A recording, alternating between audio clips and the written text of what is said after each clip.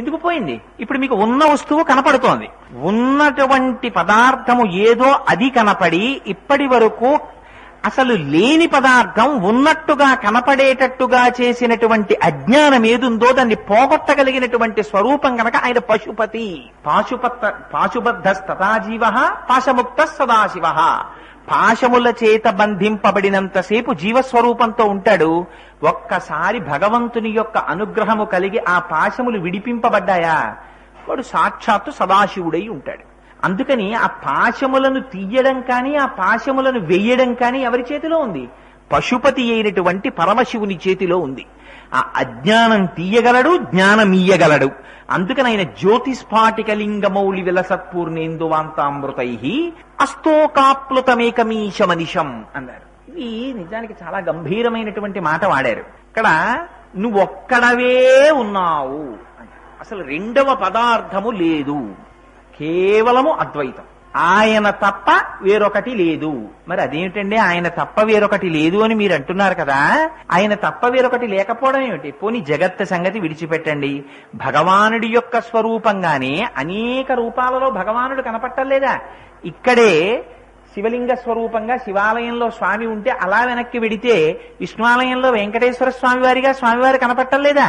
ఇన్ని రకాలుగా కనపడుతుంటే ఉన్నది ఒకటే స్వరూపము అంటే ఎలా కుదురుతుంది?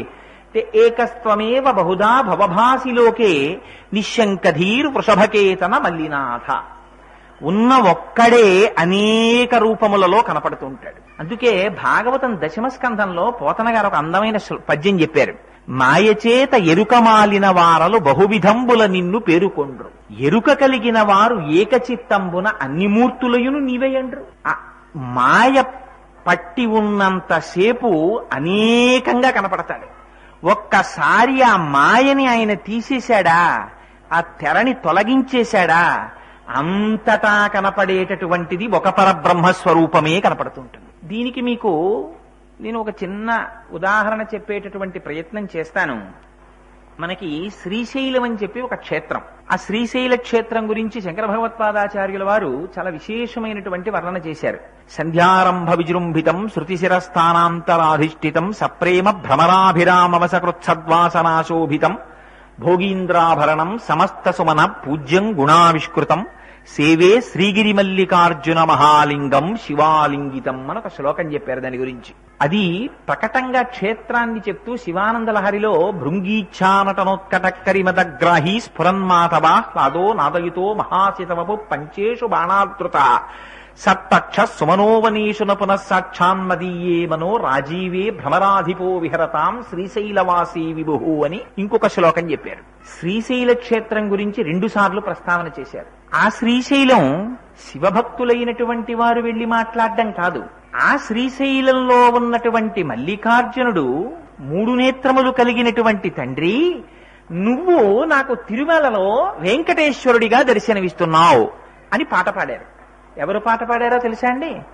శ్రీ మహావిష్ణువుకి అత్యంత ప్రీతిపాత్రమైనటువంటి భక్తుల్ని, ఆయన అనుగ్రహాన్ని ఏ విధమైనటువంటి కావలసినటువంటి యోగ్యత లేకపోయినా నిర్హేతుకంగా పొందినటువంటి వాడిని ఆళ్వారులు అని పిలుస్తారు వైష్ణవ సాంప్రదాయంలో. ఆ ఆళ్వారులలో తేయాళ్వారులని ఒక మహాభక్తుడు ఒక ఆయన ఉన్నారు, విష్ణు భక్తుడు. ఆయన తిరుమల వెళ్లి ఒక స్తోత్రం చేశారు వెంకటేశ్వర స్వామి వారి మీద. ఆయన అన్నారు, ఈ ఇరువురం ఒండ్రాయి చేయింది అన్నారు. నాకు ఆ 3 నేత్రములు కలిగినటువంటి మహాదేవుడుగా పిలువబడుతున్నటువంటి పరమశివుడు నాగాభరణముల చేత, ఆ చక్రము చేత, ఆ పెట్టుకు ఉన్నటువంటి పెద్ద జటాజూటము చేత నాకు ఇద్దరుగా కనపడడం లేదు, నాకు వాళ్ళిద్దరూ ఒకటిగా కనపడుతున్నారు అన్నారు. ఈ ఇరువురు ఒండ్రాయి చేయింది అన్నారు. శంకరాచార్యులు వారు అన్నారు, శ్రీశైల శృంగే వివిధ ప్రసంగే శేషాద్రి శృంగే సదావసంతం తమర్జునం మల్లిక పూర్వమేనం అన్నారు. శ్రీశైల శృంగే వివిధ ప్రసంగే, శ్రీశైల క్షేత్రంలో దొరకనటువంటి ఓషధి ఉండదు, అన్ని ఓషధులు దొరుకుతాయి. అటువంటి శ్రీశైల క్షేత్రంలో ఉన్నటువంటి పరమాత్మ ఎవరో ఆయనే శేషాద్రి శృంగే సదావసంతం. శేషాద్రి శృంగమునందు కూడా ఆయనే ఉన్నాడు.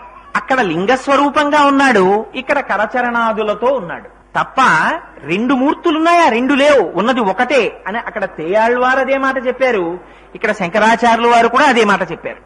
ఉన్నది ఒక పదార్థమే రెండుగా కనపట్టలేదు, ఒక పదార్థమే రెండుగా కనిపిస్తోంది. కానీ అక్కడున్నవాడే ఇక్కడున్నాడు, ఇక్కడున్నవాడే అక్కడున్నాడు. కోటేశ్వరరావు గారు ఎక్కడున్నారండి? ఆఫీసులో ఉన్నారు. ఆఫీసులో ఉన్న ఇందాక 4 గంటలకు ఆఫీసులో ఉన్న కోటేశ్వరరావు గారే 6 గంటలకు ఎక్కడున్నారు? ఇంట్లో ఉన్నారు. 6 గంటలకు ఇంట్లో ఉన్న కోటేశ్వరరావు గారే 7 గంటలకు ఎక్కడున్నారు? శివాలయంలో ప్రసంగం చేస్తున్నారు. 3 చోట్ల ఉన్నవాడు ఒక్కడే. అలా ఈ ఇరువురు పునరాయిషయింది. వాళ్ళిద్దరిగా కనపడిన వాడు ఇక్కడ వెంకటాచలంలో ఉన్నవాడు, అక్కడ శ్రీశైలంలో ఉన్నవాడు ఒక్కడే ఉన్నాడు అన్నారు. పైగా ఆ కొండకొన్న చిత్రం చూడండి, దాని పేరు శ్రీశైలం. దాని గురించి తేయారములని అపారమైనటువంటి భక్తి ప్రపత్తులతో, ఇందాక ఆళ్వారుల గురించి నేను ఒక మాట చెప్పానే, ఈ విధమైనటువంటి యోగ్యత ఉన్నది అని చెప్పడానికి అవకాశము లేకపోయినా సరే భగవంతుని యొక్క నిర్హేతుకమైన కృప ప్రసరించి జ్ఞానసిద్ధి పొందినటువంటి మహాపురుషులైన వారిని వైష్ణవ సాంప్రదాయంలో ఆళ్వారులని పిలిస్తే, శైవ సాంప్రదాయంలో నాయనార్లని పిలుస్తారు. శైవ సాంప్రదాయంలో అటువంటి వాళ్ళు 63 మంది ఉన్నారు. ఆ 63 మంది నాయనార్లలో చాలా ప్రధానమైనటువంటి వారు అప్పర్ ఒకరు, జ్ఞాన సంబంధ నాయనర్ ఒకరు, మాణిక్యవాచకర్ ఒకరు. ఇప్పటికీ ఆ మాణిక్యవాచకర్ అంటే సామాన్యమైనటువంటి మహానుభావుడు కాదాయన. అసలు పార్వతీ పరమేశ్వరుల యొక్క మాటల కన్నా అందమైన మాటలు చెప్పగలిగిన వాళ్ళు ఎవరుంటారండి? సరస్వతీదేవి అంతటిది వీణ మీద కచేరీ చేస్తుంటే అమ్మవారు షహభాష్ అన్నంత మాత్రం చేత సరస్వతీదేవి ఇంత అందమైన మాటల సౌందర్యం కలిగినటువంటి తల్లి ముందు నేను కచేరీ చేయడమా అని గలీబు తెచ్చి ఆ వీణకి తొడిగేసుకుందిట. అంతటి వాక్ సౌందర్యము కలిగినటువంటి ఆ మాతాపితరులైన పార్వతీ పరమేశ్వరుల కన్నా గొప్పగా మాటలు చెప్పగలిగిన వాళ్ళు ఉంటారా? కాని మాటల యొక్క గొప్పతనము మాటలు చెప్పడంలో ఉన్న పాండిత్య ప్రకర్ష చేత ఉండదు. భగవంతుడి దగ్గరికి వెళ్ళేటప్పటికి పరాశర భట్టర్లు శ్రీగుణరత్న కోశంలో ఒక మాట అంటారు, స్తోతారం తముశంతి దేవి కవయోయో విస్పృణీతే గుణాన్ స్తోతవ్యస్య తతశ్చతే స్తుతిధురామయ్యేవ విశ్రామ్యతి యస్మాత్తస్మదమర్షణీయ ప్రణితి స్వీకారతస్తే గుణాః క్షాంత్యౌదార్య దయా దయో భగవతి స్వాంప్రస్తు వీరాన్ ప్రధాన్. అమ్మా, నేను నీ గురించి వర్ణించనా? ఏమని వర్ణించనమ్మా? దేవి శృతిం భగవతీం ప్రథమే పుమాంసః తత్సద్గుణౌఘ మణికోశ గృహం గృణంతి తద్వారపాటన పటూని చ ఇతిహాస సంతర్కణ స్మృతి పురాణ పురస్సరాణి. వేదములు, పురాణములు, ఇతిహాసములు నీ చిరునామా చెప్పగలనన్నాయి, కానీ నిన్ను వర్ణించలేం, నీ గురించి చెప్పలేం, నీ దర్శనం ఇప్పించలేమని వెనక్కి తిరిగిపోయి, అటువంటి నీ గురించి నేను ప్రసంగం చెయ్యనా? కానీ నీ గురించి చెప్పినటువంటి నా మాటలకి సార్థకత ఎప్పుడొచ్చిందో తెలుసా అమ్మా? నేను కాదు చెప్పగలిగినటువంటి వాణ్ణి. నేను చెప్పిన మాటలు అయ్యో ఆర్తితో పిల్లవాడు చెప్పుకుంటున్నాడని చెప్పి నువ్వు స్వీకరించిన నాడు నా మాటలకి సార్థక్యత ఏర్పడింది. మాణిక్యవాచకర్లు పార్వతీ పరమేశ్వరుల గురించి స్తోత్రం చేస్తే పార్వతీ పరమేశ్వరులంతటి వారు ముచ్చట పడిపోయి పిలిచి దగ్గర కూర్చోబెట్టుకుని, నాయనా నీ మాటలు కావురా, అవి మాణిక్యముల మూటలు రా అన్నర్ట.